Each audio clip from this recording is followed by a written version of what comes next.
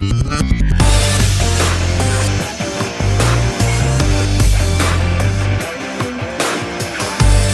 la República Dominicana soy Ivonne Ferreras. Iniciamos una semana, también iniciamos un mes nuevo, el mes 3 de este año, el mes de marzo, el mes de la primavera. Es el mes que ya le damos más, vamos entrándonos a la cuaresma. Por tanto, señores, también al calor, pero bueno, mientras tanto estamos disfrutando un fresquecito bastante agradable.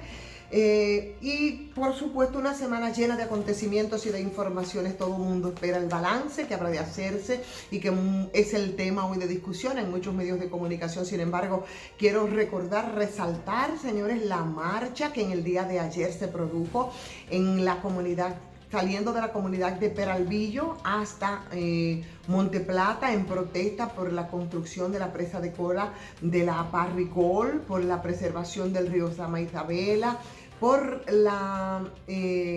toda la producción de la zona de Yamasá. En fin, ustedes ya saben, ¿verdad? Es esa presión que se está ejerciendo por las intenciones de la empresa Barrick de seguir extendiéndose y expandiéndose en esa zona sin tener autorización, sin permiso de impacto ambiental que vaya mucho más allá del que con el que ellos funcionan ahí en la zona de Cotuí, bastante contaminada, bastante destruida, con familias buscando reubicación desde hace tiempo sin que nadie haga caso a nada, con mucha indiferencia de las autoridades locales. Ayer, así, en medio de esa situación, bueno, pues ustedes pueden ver algunas imágenes cómo estuvo de concurrida la marcha de esa zona, y solamente así parece que se podrá poner fin a las pretensiones de la Barricol, con esa presión de la gente, que es la segunda que se realiza en esta ocasión. Con esto, por supuesto, centrarse en el discurso del presidente Luis Abinader. Esa es la información de ese discurso, de su contexto. Y hoy, comentarios editoriales, discusiones, posiciones políticas, posiciones empresariales respecto a esto. Pero al comparecer ayer a las cámaras legislativas, el presidente Luis Abinader, por supuesto, esbozó los pasos consumados durante estos 6 meses que han transcurrido en una gestión de gobierno, una gestión bastante complicada, muy compleja, porque se asume en medio de crisis sanitaria, económica, que ya se venían produciendo y que se profundizan. Y bueno, a la que ascendió definitivamente en una situación de cuidado, mucho cuidado. Esto sigue, entonces, en medio de todo eso se acudió y el país estuvo bastante atento a lo que ahí estaba ocurriendo, poniendo en primer plano, como hay algunos señalamientos en el día de hoy, en propósito de edificar y de generar confianza a una población que la necesita, por supuesto, los logros que atribuye a su administración en ese corto tiempo, y por supuesto con un impacto de palabras que, aún esperando lo que materialmente tendría que concretizarse en medio de todo esto, superando todo esto, bueno, pues colocó en proyección al futuro para explicar entonces las inversiones que tendría que realizar o que realizaría el presidente Luis Abinader. En ese sentido habló de la construcción de 120 grandes obras, que para muchos hoy es motivo de preocupación en el sentido de los recursos para la iniciación de esas obras. Bueno, pues entonces de dónde saldrían y cómo se realizarían. Yo, la verdad, me pareció un discurso bastante esperanzador.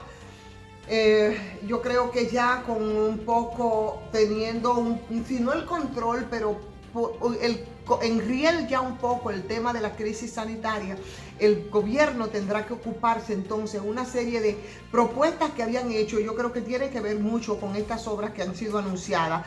Hubo temas que todos estuviéramos esperando que se refiriera el presidente Luis Abinader, que no lo hizo, temas que están creando mucha urticaria y muchas ronchas en la gente, como es por ejemplo el caso de los combustibles, señores, una situación bastante compleja que tú no entiendes, y que una sabe cuáles son sus orígenes. Por ejemplo, en el caso de los combustibles y todo lo que nosotros tenemos que pagar, que es bastante caro y bastante costoso, es inentendible cómo es que mientras la población paga paga, como hay empresas grandes, multinacionales, como la que acabamos de mencionar, por ejemplo, en el caso de Barrigol, que son total y absolutamente subsidiadas en ese sentido. Entonces, frente a esto debía asumir también una posición el presidente Luis Abinader y ver cuáles son las soluciones que podrían tenerse, porque la verdad que este golpeo sistemático y esta estafa que cada viernes nosotros tenemos con el tema de los combustibles, señores, esto es inaguantable. Inaguantable. Y si bien es cierto que hay situaciones externas que tienen impacto en todo eso, como dicen algunos funcionarios, y en efecto es así, hay revisiones que hay que hacer, pero además la sagacidad de los funcionarios para tratar de resolver y de amortizar un poco la carga que implica todo esto a la población, yo creo que hay que hacerlo.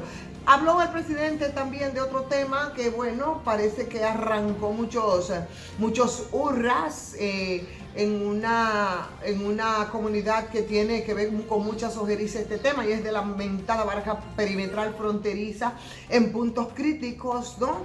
No solamente para el tema de la migración humana de personas, que es lo que a muchos les preocupa, mucho más allá de las implicaciones y del uso que se le da permanentemente al tema de la frontera en términos de tráfico, no solo del narcotráfico, del tráfico humano por ahí, por la frontera, cualquier cosa pasa, cualquier cosa se negocia, que no tiene que ver con esas negociaciones y esos mercados y esos trastueques que hacen dominicanos y haitianos históricamente. No. Hablamos de traficar de manera ilegal cualquier cosa.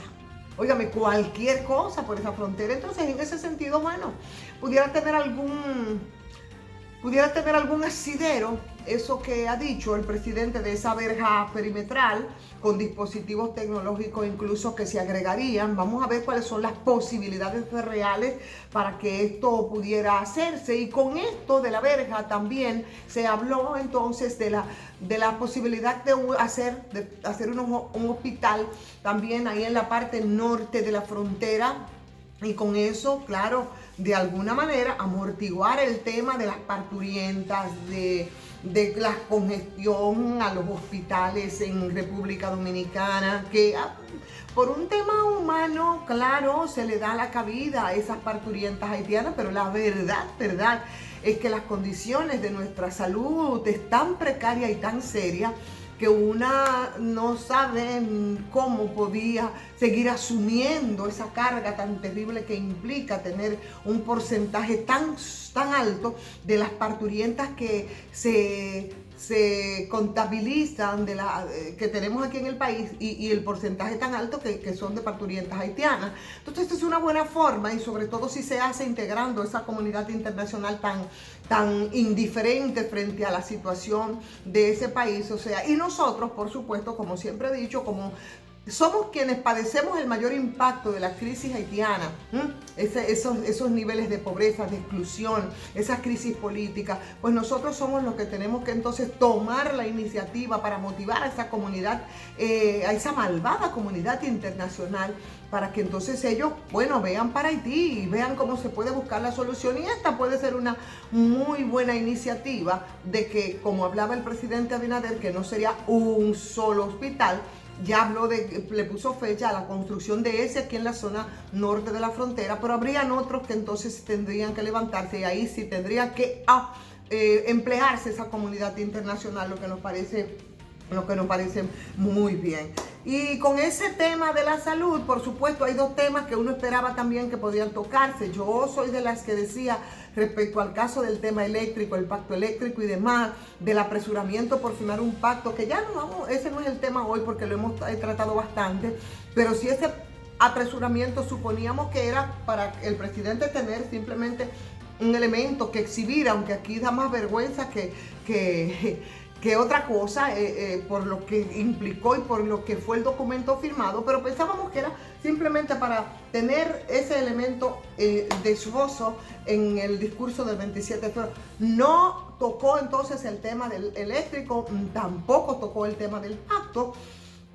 Y otra cosa es entonces el tema de la salud. Claro, no fue en la misma rendición de cuentas, ni fue después, pero antes ya el presidente había destituido al ministro de Salud. Los escándalos, señores, en ese sector parece que no cesan, y yo no sé quién será que le va a poner el cascabel al gato, señores, ahí en todo lo que implica el entramado de salud. ¿Quién le va a poner a esa jauría un tope en salud? Y ahí se llevó precisamente todas esas acciones que desde que asumieron en estos 6 meses las autoridades nuevas, pues empezaron igual a aflorar como venía ocurriendo en el gobierno pasado. Señores, las barbaridades, las acciones cuestionables, primero fue con las ventas de puestos. Ustedes recuerdan que ya como que se nos olvidó con el inicio del pobre Plutarco, que parece que se rodeó de un grupo de hienas que no pudo identificar y que en términos de gerencia parece que no dio muy bien la talla. Y bueno, no accionó en el momento que tenía que accionar respecto a todos esos visos y contaminaciones que empezaban a salir en el sector salud, que vuelvo y repito, parece que aquí no hay quien le ponga freno. Y con esto entonces el escándalo último de las jeringuillas. ¿Cuántos ratos estuvo ese tema rodando en las redes sociales? Y cuando ellos vienen, entonces ofrecen una rueda de prensa, empiezan a intentar, lo que tratan es de justificar una acción que la verdad es a todas luces la propuesta o la intención de un grupo de esas hienas por beneficiarse en algo que podría ser criminal en un país con una crisis sanitaria como la que estamos viviendo, con una crisis económica de la que no nos reponemos, y entonces vienen con una situación de salud increíble, señores, deteriorada desde siempre, y los que vienen a asumir entonces las nuevas autoridades, se rodean de gente que lo que vienen también es a dar el zarpazo y a aprovecharse de esa situación de crisis, a traficar con esa crisis de salud que tenemos los dominicanos. No, eso es demasiado. Y ahí está, terminó entonces llevándose al ministro Plutarco Arias, que probablemente estaba imbuido de todas las mejores intenciones, pero que parece que en términos de gerencia no actuó de la manera más correcta. También 1 de marzo es la fecha, señores, en que cumplimos nosotros un año de esta pandemia. Un año después, ahí está los diarios de hoy haciendo unos balances extraordinarios respecto a cómo cambió el COVID-19, la vida de los ciudadanos y las ciudadanas de este país para siempre, y en efecto así es. Y así se ha puesto y se ha puesto de relieve en el día de hoy. Cambió la vida y sacó las miserias, señores, de los ciudadanos y ciudadanas de este país. Cambió la vida y mostró cómo es que aquí nos vivían cantaleteando desde hace muchísimo tiempo un crecimiento económico que al final no era tal. Y si lo era, entonces no tenía un impacto en términos de movilidad social, en términos de la gente, cuando hubo que cargar y subsidiar por los diferentes programas que empezaron con la gestión pasada y que tuvo que continuar el gobierno de Luis Abinader a 8 millones de almas, porque de verdad su situación tan precaria simplemente lo iban a llevar de manera estrepitosa de la superpobreza a la pobreza más extrema, y por supuesto con eso a una situación invivible de los ciudadanos y ciudadanas de este país. La población mayor de 70 años ya empezaría a ser vacunada. En el día de hoy hay vacíos de información en el sentido de que mucha gente está despistada y no saben cómo va a ser, dónde acudiría. Suponemos que eso va a fluir en las próximas horas. Mientras tanto, señores, a las expectativas, a ver ahí quién viene por los predios de salud. Tiene que ser una persona, señores, decidida, una persona con carácter, una persona que sea un buen gerente, para ver, vuelvo y repito, como les decía hace un momentito, para ver si por fin alguien puede ponerle fin a la jauría, a las hienas que siempre han estado pululando en torno a ese sector. A ustedes pedirles que si les gustó esta transmisión, que le den like, que se suscriban, que comenten y por supuesto que compartan. Soy Ivonne Ferreras.